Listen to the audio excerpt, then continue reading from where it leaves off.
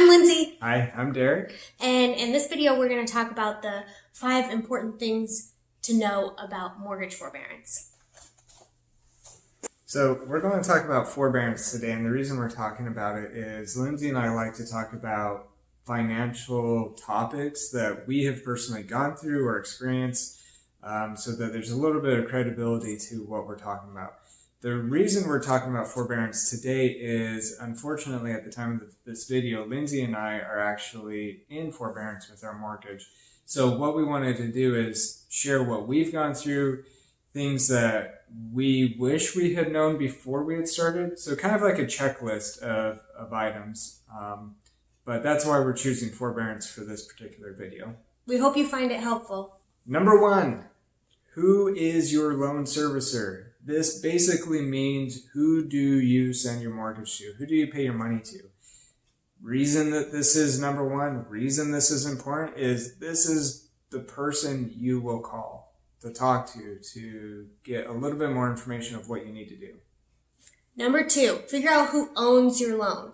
This person could be potentially different than your loan servicer.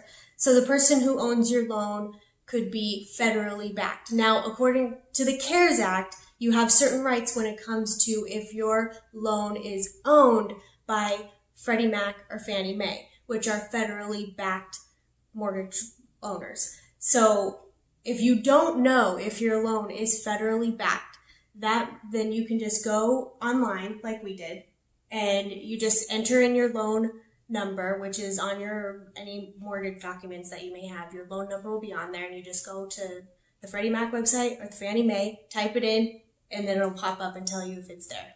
Don't be intimidated by this step. It's super easy. We did it in about 5 or 10 minutes. In fact, I started with Fannie Mae. They don't own ours. Went to Freddie Mac. They owned ours. That literally took about 10 minutes to do both of them. There's a good chance your mortgage is owned by a federally backed institution like Fannie Mae or Freddie Mac, because 2/3 of mortgages are owned by them. This is a really important step. It's important to know who your investor is.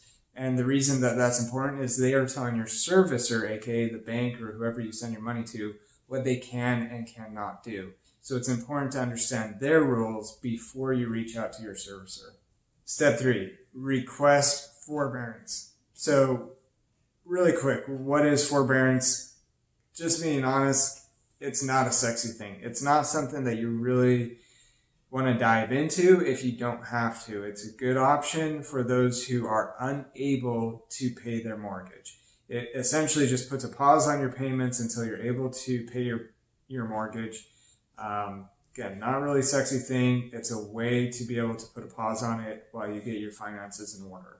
And it's not forgiveness, meaning the loan amount that you don't pay during your forbearance period will still be owed to the bank.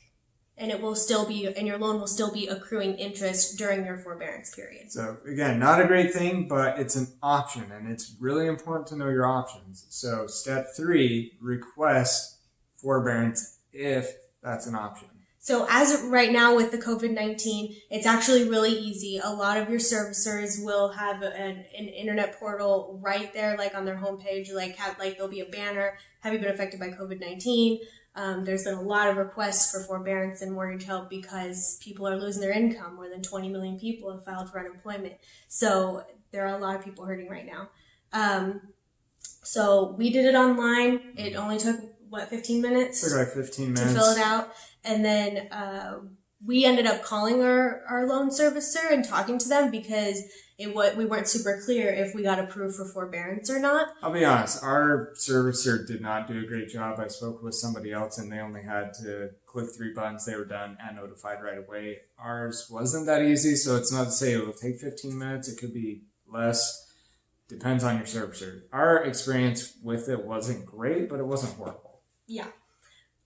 So your request for forbearance immediately, you will probably get offered a 90-day forbearance. So this means for 90 days you won't have to owe your mortgage loan payment. Then that, according to the CARES Act, if your loan is owned by Freddie Mac or Fannie Mae, then you do have the option to extend your forbearance up to a year, but your loan servicer will probably do it in 90-day increments. At least that's how ours is doing it, just to assess your financial stability at each time period. Again, not a sexy option, meaning you still have to pay this money back. It's putting a pause on it, but eventually your money's going to be due. So be careful with how you navigate through this. Once you're in forbearance, your loan servicer will also send you some paperwork that outlines the terms of the loan about repayment, or like the original plan. Keep this paperwork. Keep all documentation about your loan forbearance, because it's going to have information about your repayment plan. All right, that leads us into the fourth step, the repayment plans. Now, the repayment plans, it's really important to listen to this part. The bank works for the bank, meaning they're not working for you. They want their money. They want their money, and that's really, really important to understand.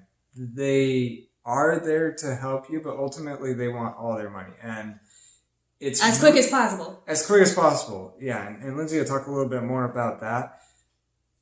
Be knowledgeable. That's what we're saying in this step. Now, stay with us. We're going to provide a lot of links. We're going to put them at the end so that you can go through it. You can look at the information provided. This is a really high level, 30,000 foot view. But the summary of this one is be knowledgeable so that you know your options and that you know you're not being taken advantage of. That is so critical. So the first thing that when your loan servicer will probably offer you, and this is where people are starting to get tripped up, because this is what all servicers right now are kind of pushing, is this idea of a balloon repayment plan, meaning you get forbearance for the 90 days, but at the end of that 90 days, you then owe all the payments plus the thing. So if you have, let's say you have, just for simpleton's sake, you have $1,000 mortgage that you pay every single month. For 90 days, that means you haven't paid at all $1,000. So $3,000 you haven't paid. When your forbearance period ends, it's going to be on your fourth month of payment that's due. They're going to say, we require you to pay all of that money. So you'll essentially be paying $4,000 in one lump sum. But a lot of people are like, well, that makes no sense because I haven't been working this whole time. I have no income. Right. Remember the 20 million people that are losing income and the portion that have mortgages and fall into the scenario? Doesn't really make sense to come at the end of that and say, hey, I didn't make any money. Now you want it all during the period that I asked you not to accept a payment? So be knowledgeable. So this is the first thing they're going to push. And our loan servicer has already stated to us that it's the only option that they're offering right now. And it makes sense considering the volume of people that they're getting, that this of course is going to be their first option. It's going to give you some relief in the immediate, but in the end, you're going to end up paying all of that money back, and they want it back quickly. So if you do not have a federally backed mortgage, meaning it's not owned by Freddie Mac or Fannie Mae, then you will have to work with your loan servicer and whoever it is that does own your loan. And if you call your loan servicer and ask them who owns your loan, they're required to tell you. They have to tell you if Freddie Mac or Fannie Mae owns your loan, or whoever. They have to tell you. Super important, because this ties back to what we had talked about originally, is who owns your loan. You need to know that, because these are the rules that they will give your servicer. So it's good to be knowledgeable, good to be educated, because then when you talk to your servicer, if you feel like they might not be helping you out or they might not be knowledgeable, you can educate them and make sure that they're holding to what they have been told to do. So now they're going to make it sound like this is kind of your option. They're not going to throw out that there might be other options. But according to the wording on the Freddie Mac website, it says you will never be required, and it's bolded and underlined, to pay a lump sum. So obviously your loan servicer is going to say that up front, because they want their money, and that's how they're going to push it, because that's the first line of defense, is pay all my money back. But you will not be required if you have a Freddie Mac or Fannie Mae loan. The language is very, very similar, almost identical on the website. So the other types of repayment plans would be a repayment plan where you start paying your mortgage again, plus like a separate loan for the forbearance period. So if you only have forbearance for 90 days, you'll start up payment at that that 90-day period, and you'll just pay your mortgage plus off an extra loan, or like you'll pay like your regular mortgage and a half type of deal. Another repayment option is called the resuming normal payment type option. There's very vague language when it comes to this type of repayment plan, but from what my understanding is that you could potentially take the payments that you didn't pay in your mortgage forbearance and just add it to the end of the loan. So if you had 12 months left on your mortgage, you would just add the 3 months, and you would then have 15 months left on your mortgage. That's where it gets a little vague, and we're not at that step yet, but that's what we've been researching of our next step. And that's where it leads into step number 5. Step number 5 is loan modification. Like I said, we are not at that step yet, so we might have a follow-up video that gets a little bit more in detail on this particular one. Short story, when we were trying to figure out our forbearance, we called our servicer, talked to the individual on the phone, and they were not super knowledgeable about our options. Like Lindsay was saying, they essentially were just saying your only option is after the forbearance, you'll pay everything at once. After pushing and actually getting them onto Freddie Mac's website and saying, look, these are the rules, this is what they've told you, they put us on hold, talked to their manager, took us off hold, said, hey, you know what, it's not even my department, it's somebody else you have to call at our bank. Which was a little frustrating that, one, they didn't know that, and two, it's a different department that we had to reach out to, which is the department we will now have to talk to about loan modification. They refer to it as loss mitigation department. At our servicer. At our servicer. So that's what it was called, loss mitigation. And that's where we are leading up into, is the loan modification step.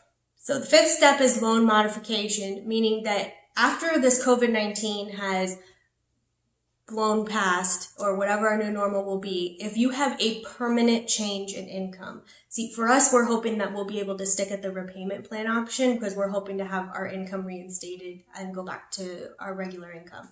But if you end up with a lesser income permanently, this is going to be your next option. So this is where there's a lot of vague language here, because it's going to be a deal between your loan servicer and the investor on your loan and you. And this is where you're going to have to start providing some information and proof as to your situation, is in this step, loan modification. There's a lot of vague language, but basically you would be able to work with your loan servicer to have lesser monthly payments for the duration of your loan, meaning they would change the terms of your loan, potentially like changing your 30-year to a 40-year and giving you a lesser payment over the years. From what we've researched, it's a lot more hands-on than the forbearance. Forbearance, you don't have to prove anything. You essentially say, hey, I've had a hardship due to COVID-19 directly or indirectly. Loan modification is not that simple based on what we've been able to find. It sounds like you need documentation proving your hardship, your change in bank statements, etc. That's what we've been reading, but again, we might have a follow-up video detailing this. Hopefully it's not as bad as what we're making it sound like right now, but we'll have to stay tuned. Thank you for watching. Those are our 5 top things to know about forbearance. Again, in the bottom, there's a lot more details. I recommend looking at the links that we've provided. They've been helpful to us. Hopefully they're going to be helpful to you. Like, subscribe, share. Hopefully this information has been helpful to you. Hopefully you can share it with somebody else who will be helpful for. And thanks again. Bye. Bye. See you next time.